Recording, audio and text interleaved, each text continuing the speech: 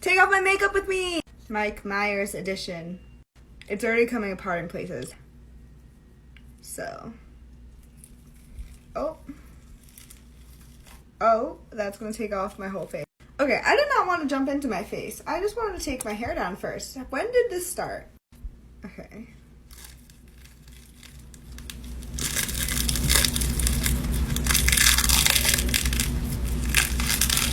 Ouch.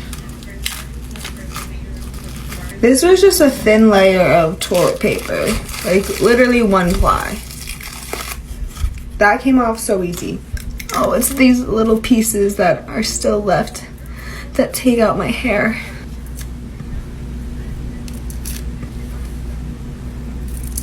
And then this side of my face is silicone. So this should come off super easy too.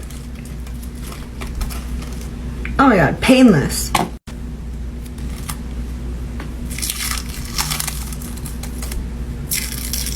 I even have some silicone on my ear, which definitely got mixed with some hair.